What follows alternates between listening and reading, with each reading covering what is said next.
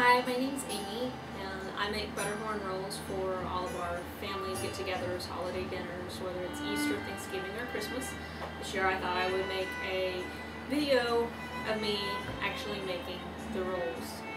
Hopefully the recorder will cooperate to record the whole thing, so every once in a while I'm going to have to go check and make sure it's still recording. So one of the first things that I do is I get some butter out and I put it in a side dish so that that warms up. That'll be later on, but that's one of the first things I do. I already have some of the stuff already done. I've scalded 2 cups of milk and put it in a cold water bath in the sink. I've started my yeast mixture, has a half a cup of warm water or close to hot water.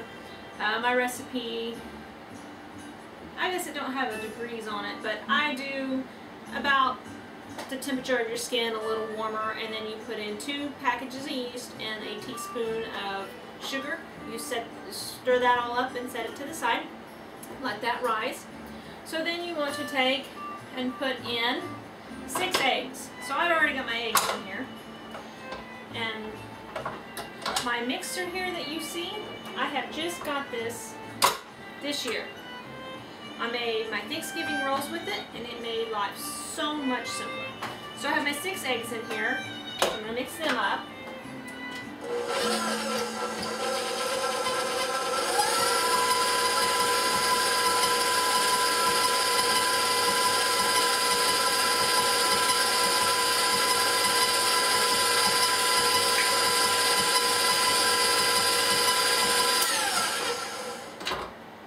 So now I'm going to add 1 cup of sugar.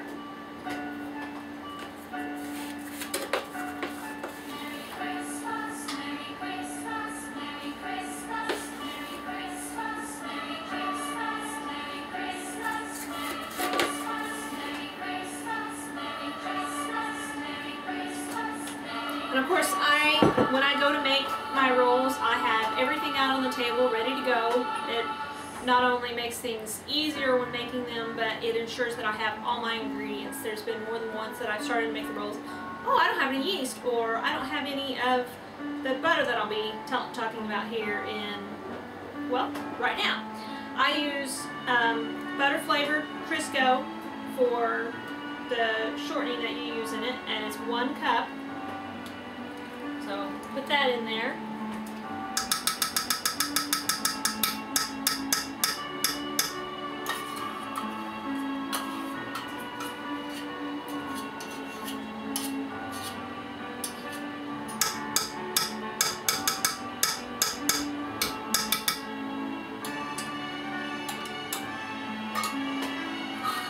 Now I want to take and cream that up really good.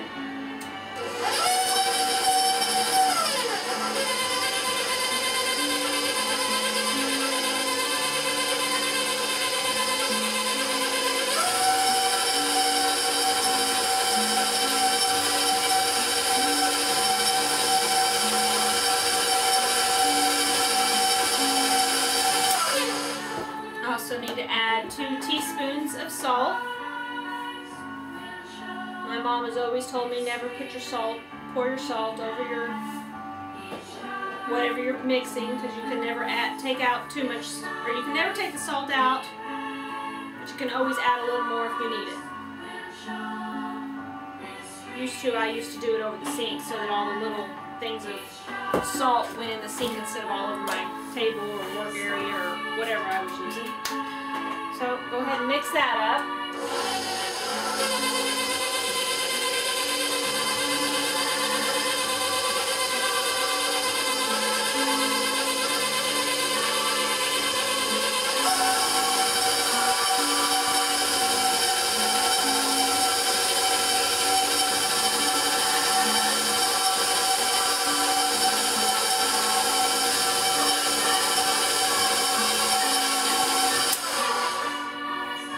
So now I want to go get my cool milk out of the sink.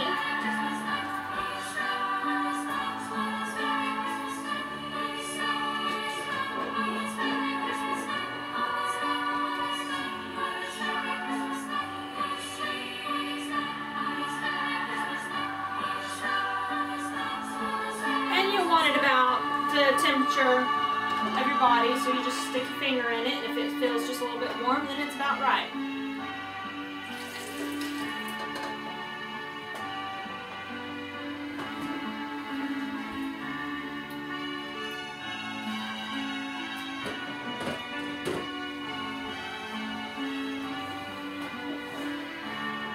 You'll want to mix this on a low speed or you'll have milk and stuff everywhere.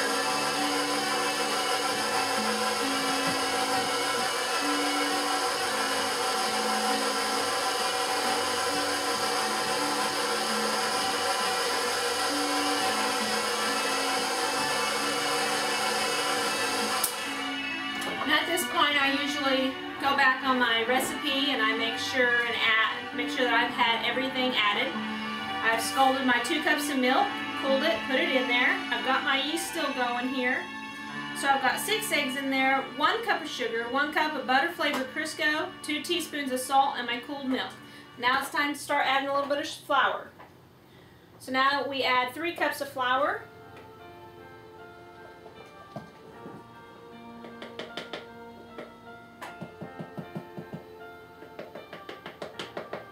And I keep my flour in the freezer, so whenever I get a bag of flour out to use, I take and I pre-sift it. That way I don't have to worry about sifting it whenever I get ready to start cooking.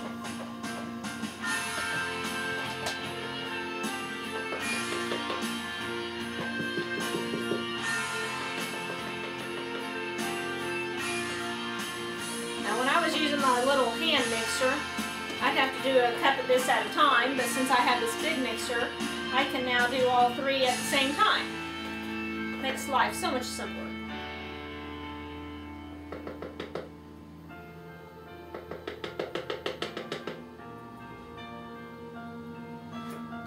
Of course, I level off the cups. I don't want them heaping or anything. Don't want air pockets in it, so I use a knife and I sit here and I just tap it down and then I flatten it and scrape it off.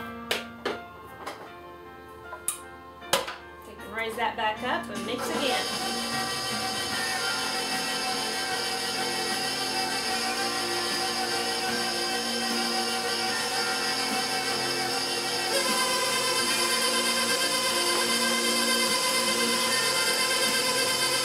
You're going to want that to mix up really well, whether you're doing it with a hand mixer or a big one, you still want it to mix up really good.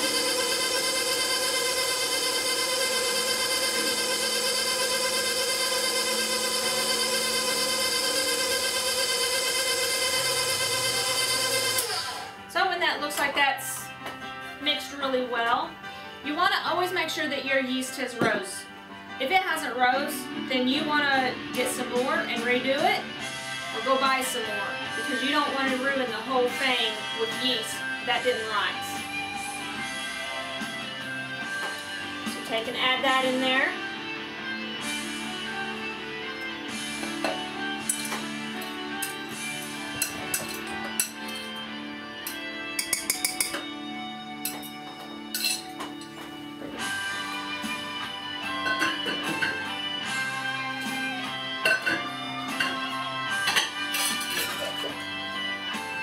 Personally always go and do a little bit of cleanup as I'm going along. That way it's not quite so much cleanup when everything's done with. I think I'm going to have to go turn the music down just a little bit. I'll be right back.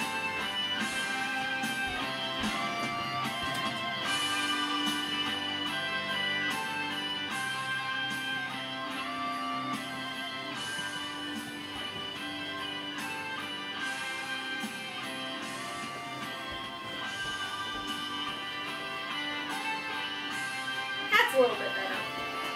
So I've just added my yeast in there, so now I want to mix that up in there.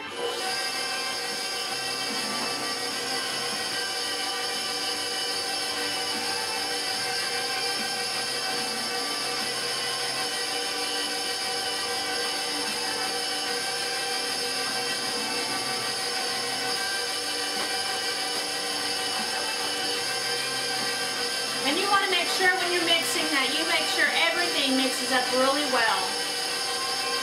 And one of the reasons to sift the flour is because you don't want lumps, because then whenever you're mixing the dough, it will stay lumpy. And then whenever you go to cook and eat the rolls, sometimes you'll get a lump of flour, and that's not tasty in a dinner roll.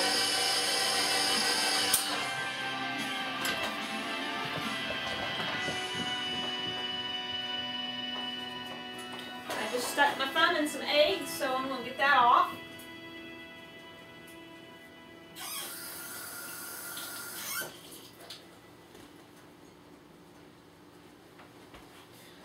So now goes the process of putting in the last of the flour. And it calls for 7 cups in all. You want to add these one at a time. I always lose track. So what I have always done is after I put my first cup in there, take and hit the cup over top of my table and it leaves just a little flour on the table, and then I'll write in the flour. So I'll mark that I have 1 cup in there. Then I always get my next cup ready, but that's just how I do it.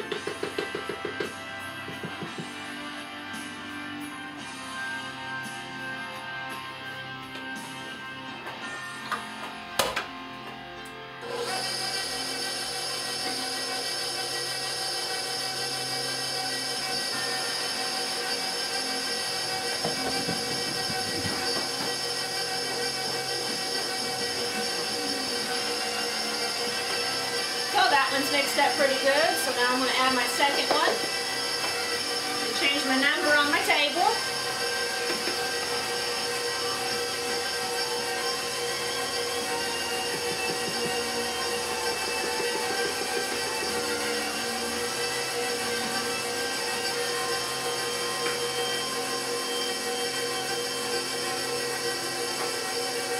That's mixed up pretty good, so add my 3rd cup.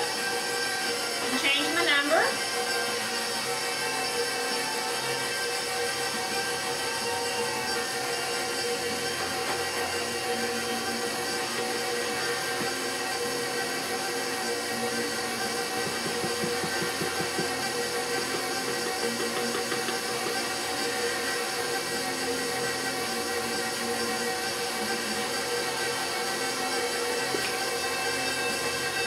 Now, at this point, I'm going to have to take and put in my dough hook. If you're using a hand mixer, depending on how powerful your hand mixer is, this might be your 3rd cup might have been your last cup that you'll be able to use your hand mixer for. Which means the rest of it, you'll have to do like I was having to do and mix it by hand. So I take my dough hook and I scrape off all my dough. I don't want to leave hardly anything left on this beater. And if I'm using a hand beater, then I do the same thing. I scrape it all off. I try my best not to be wasteful.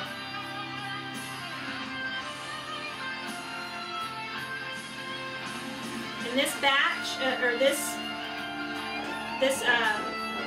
mix of dough, called a batch, I call it a batch. It makes 5 dozen Butterhorn Rolls. That's a lot of rolls.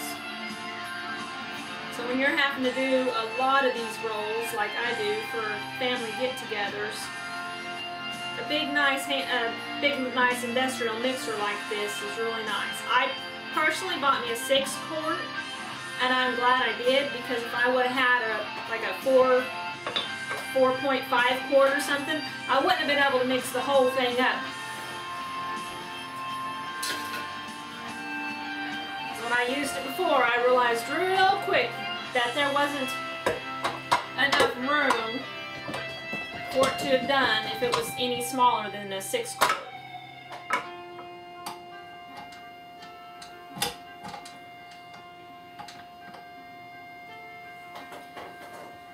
So now that I have it down and off, I'm going to go ahead and add cup 4. Mark my table down.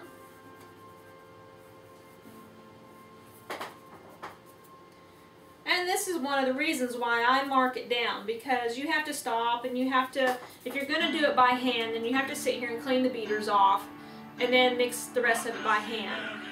If you're mixing like this with an industrial mixer, you still need to clean your beater off, and you know, if company shows up or your kids run in the room, you lose track. It just happens. And so I've just found that if I just mark it on the table, it just makes it so much easier, and I don't go, okay, now, what cup of flour was I on?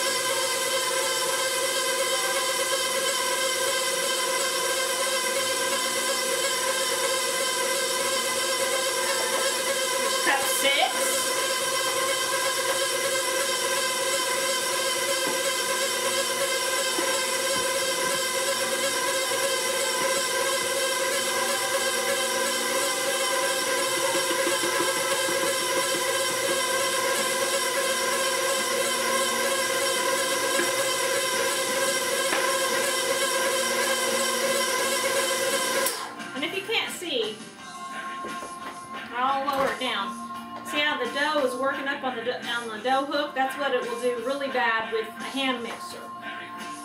But last time I made it work, so hopefully I can get it to work this time too and mix all 7 cups up. I will have to still mix it a little bit by hand, but we'll do that in a little bit. Let's get this 7th cup mixed up.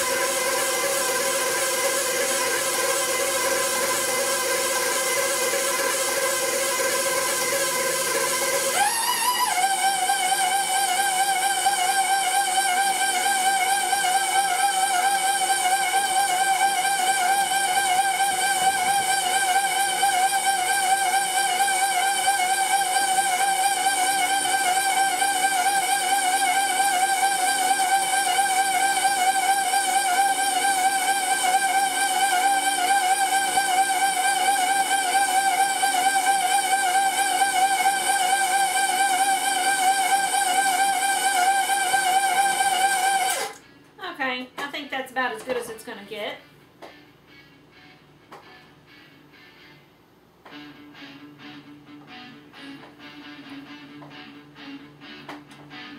Okay, dough.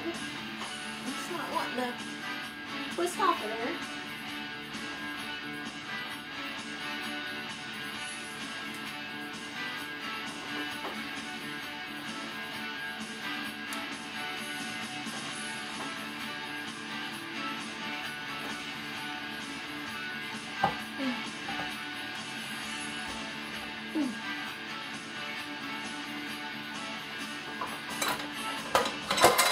Heavy.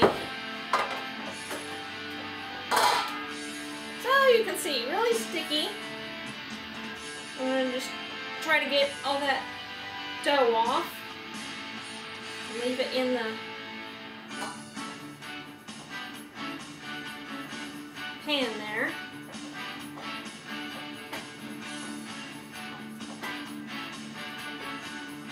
I have me another pan here because this bowl is not big enough for the dough to rise in. So I've got to transfer it to the pan that I used to make the dough in, the bread in all the time.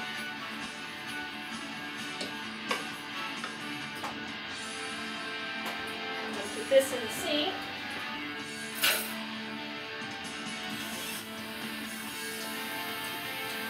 I got dough all over my hands, so I'm going to go ahead and wash that off real quick.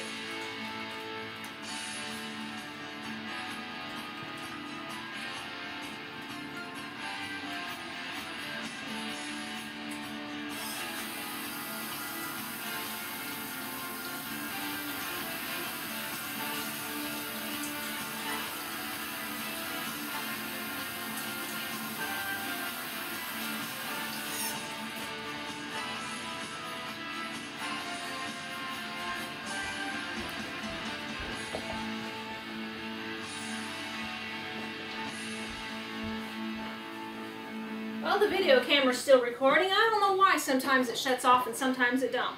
So now I want to take and dump all this into my bigger bowl. Got me a set of food gloves here that I'm going to put on.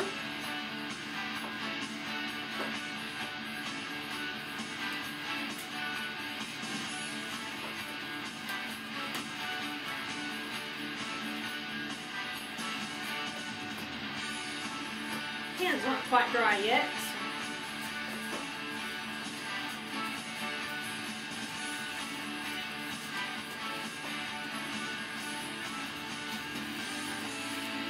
Okay, so there's still dough and stuff in this bowl and flour. It's down in the bottom of it that didn't get mixed up. I'll take and dump that all in this bowl. I think last time when I made them for Thanksgiving, I let them mix a little bit longer, but I didn't realize how much flour was down here in the bottom. But it happens.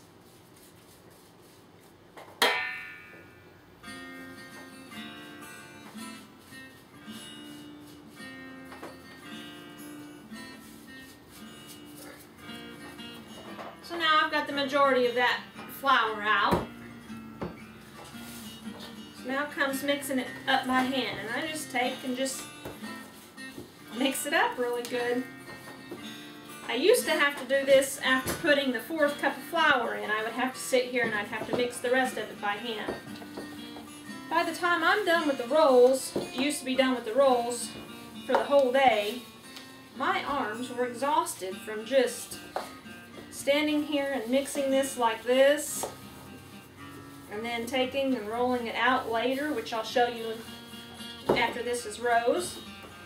And I haven't forgot about the butter. I'll be showing you one of the steps we'll be using it for in just a minute.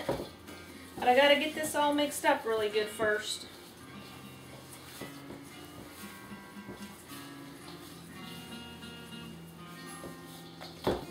So as you're mixing, you just want to kind of keep squeezing it in and picking up the dough and flipping it over, because that helps get some of that dry flour off the bottom of the pan and helps you mix it into your dough, because you want to get all of it mixed in. You don't want to leave any flour left over on the bottom, because as I was talking about those clumps and lumps in your rolls when you go to eat them, it would do the same thing here if you leave any dry flour in the bottom of your pan.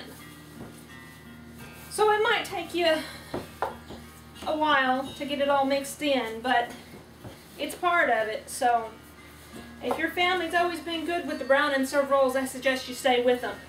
If you want to put a little more work into it, these rolls are really good. They take work, but most things that taste really good do take work, don't they?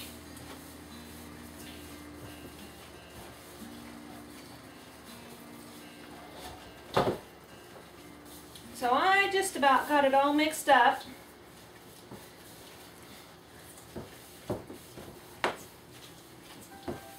And you can see why I use food gloves, because you're down in there with your fingers and your fingernails, And no matter how much you wash your hands, you cannot get all of the stuff that's underneath your fingernails out. So the dough would definitely absorb it all because it's going to get worked into it. So that's why I choose to use gloves. So I don't have to take that chance on getting nasty stuff in the rolls and the food. Of course, whenever you get ready to wash your hands, if you didn't use gloves, then now you have the task of getting the dough out from around your fingers, and like this, you don't see any dough on my hands. But if you use just your hands, you have dough left all over your hands, under your nails, in your fingernail beds around here, because I used to do that. And I regretted it deeply. So now I want to take and smooth my ball of dough out as smooth as I can get it. I don't want lots of crevices and cracks and stuff, because the more crevices and cracks you have in it, whenever it's rising, then it's going to dry out in those. And that's what the butter is left out for, one of the things.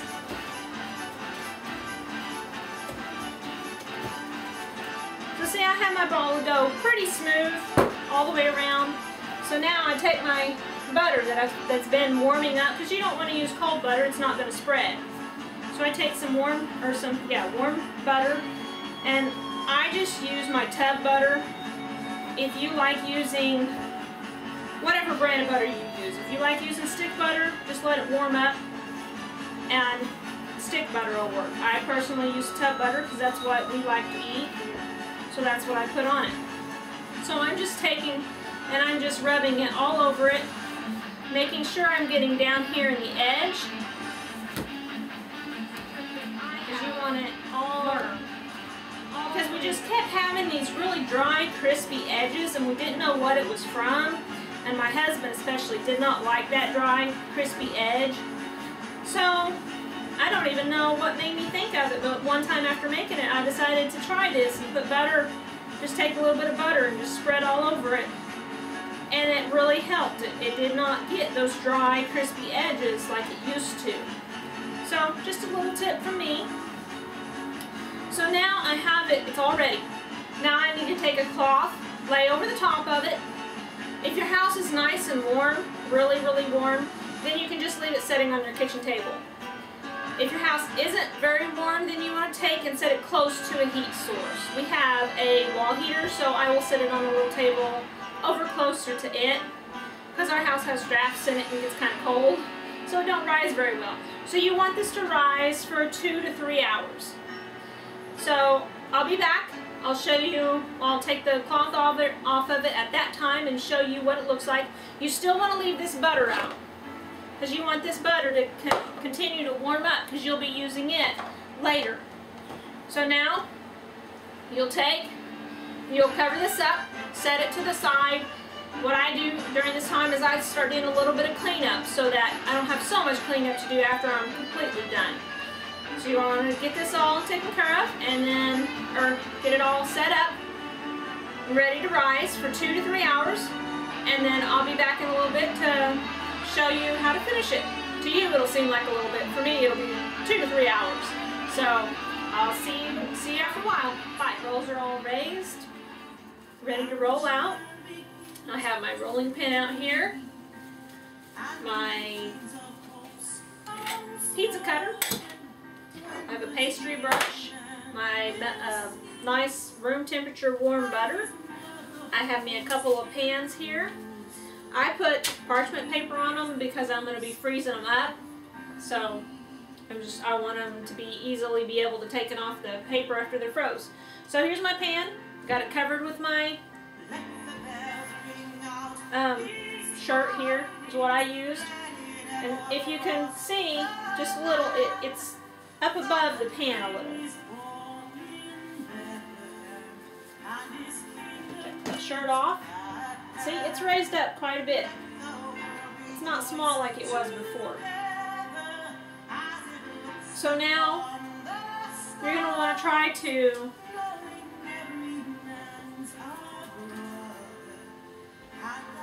take and pinch 5 equal rolls off, or balls off of this.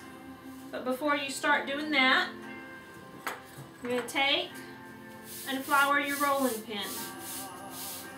And you're going to want to flour your table.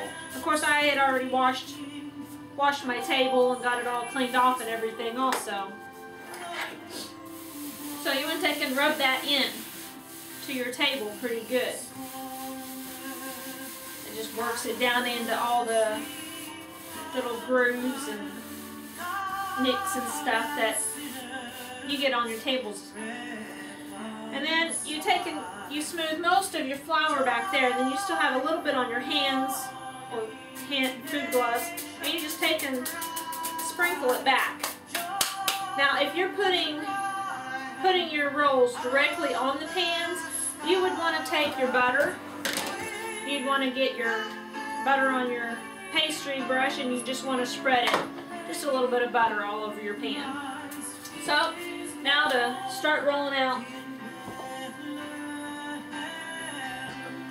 I've kind of got to where I can gauge about how much dough I need.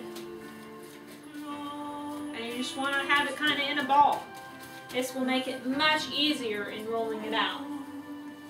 Used to, when I first started doing this, I couldn't gauge it very good. So I would take and I would pinch all 5 balls off so that I could have get about the same amount, equally amount.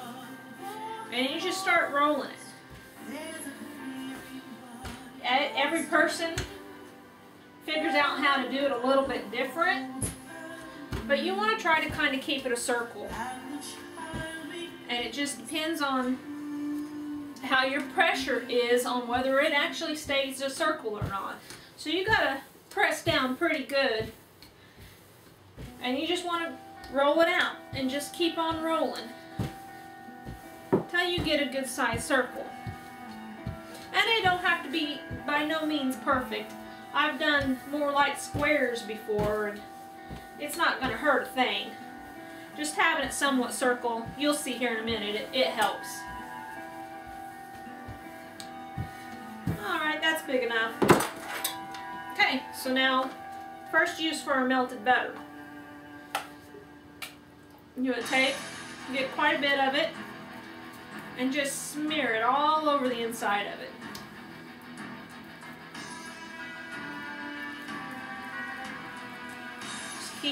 You're just a messy painter. Just spread it all over.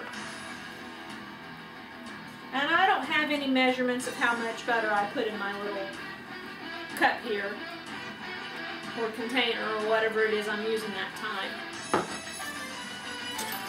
So now it comes to cutting. And remember, this makes 5 dozen rolls, so each ball of dough you'll want to cut into a dozen. You cut it half, then in half again, and then in thirds.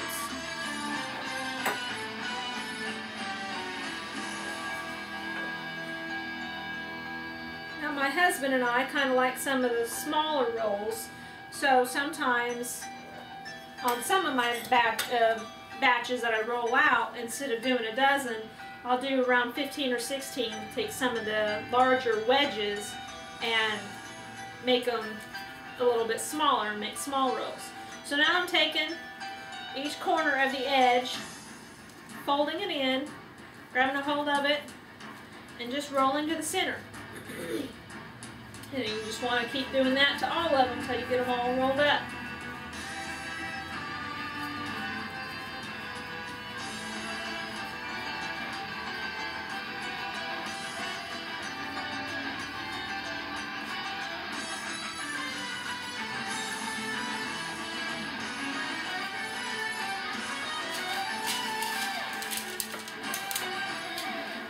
My pan up here so you guys can see. So now I'm going to take my rolls, and since these are going in the freezer, I can put them right up next to each other. But if you were going to let them rise overnight so that you could bake them tomorrow for lunch, then you would want to separate them some, because you're going to want room in between the rolls to be able for them to rise up. If you have them too close, and they'll just smush together, and then when you bake them, they'll rise together, and then when you bake them, you'll have to literally sit there and tear them apart because they bake together. So you don't really want that happening.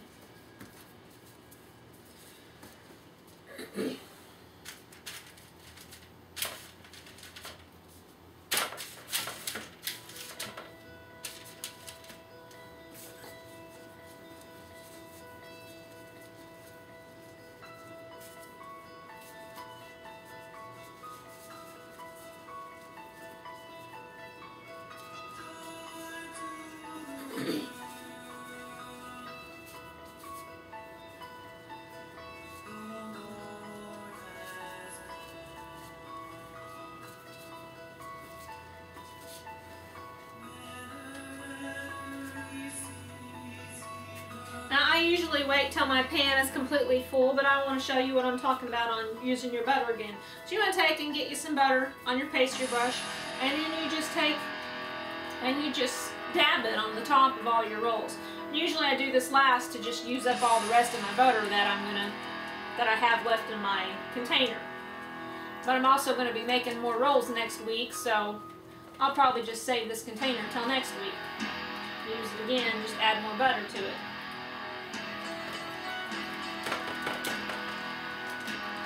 And then when you get the pan completely full, it's ready to go in the freezer. So now time to do some more flour. And I don't know if I said it or not, but I have about a tablespoon of flour out here.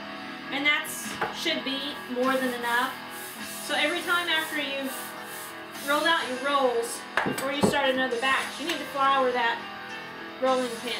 It truly helps. I personally have a marble rolling pin because the weight of it just helps roll it out, and I don't have to put quite so much pressure because the weight helps with that. Plus, you don't have to worry about some of the wooden ones. After a while, they start splintering off, and you have splinters of wood left in your rolls. That's not very appetizing. So there again, just lightly flour the surface back again with what's left on your hands.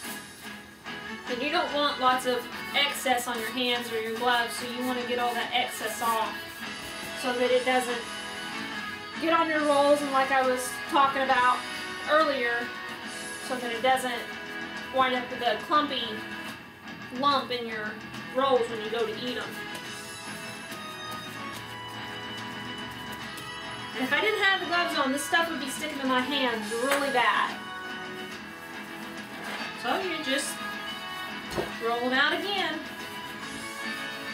Usually I kind of, after I've got my roll out there, my ball out there, I just kind of roll it from one side to the other a little bit, and then I turn and go from this side to that side.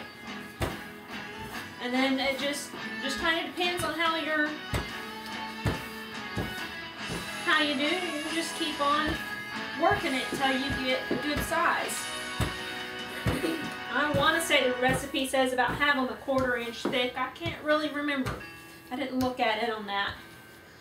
And even though I more than likely, or mostly, have that recipe memorized, I still get it out every time, because all you have to do is mess up one thing and you've messed up your whole batch, and you might not even, and you won't even know that you messed it up till you eat them, and they might turn out bad. So I always have my recipe out and go by it.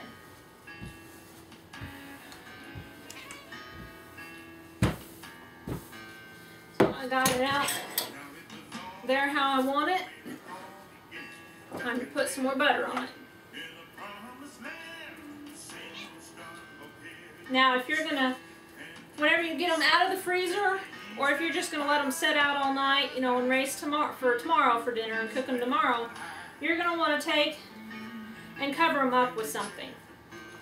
And there again, you're gonna want very warm room to be able to have them in for them to raise good. My mom has a sheet that she usually puts over top of hers and does that. Because whatever you use, the butter's going to kind of stain it, and it's probably not going to come out very good. So whatever you wind up using, you're going to want to use from year to year. So when you go to cook them, you're going to want to have your oven set at 350. And then after it's heated up completely, you're going to want to cook them for 12 minutes in total. Personally, we take and cook them 6 minutes, turn the pan around, and then cook them another 6 minutes. It just helps the edges cook more evenly.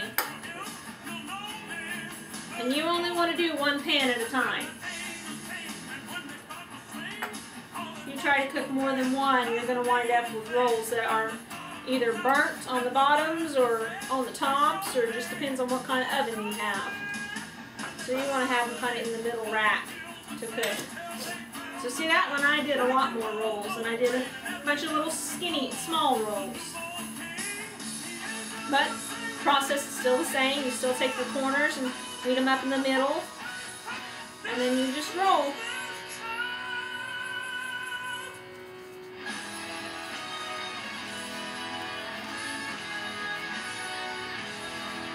And this process, it definitely takes a little bit of time to do. Not really any fast tracking it, or making it much easier either. Get your kids to enlist and help. I'm sure they would love it. They can roll these like this. That's something simple they can do. They can also help you add ingredients while you were mixing them up. So it'd be a great family project if you wanted to enlist your kids to help you out. I don't, because my son don't care about cooking, so he just loves to eat the things. He loves to eat his rolls, and he'll just eat them, just take them and flip them over on the bottom and put butter on them and eat them. He could eat a dozen of them if we would let him at a time.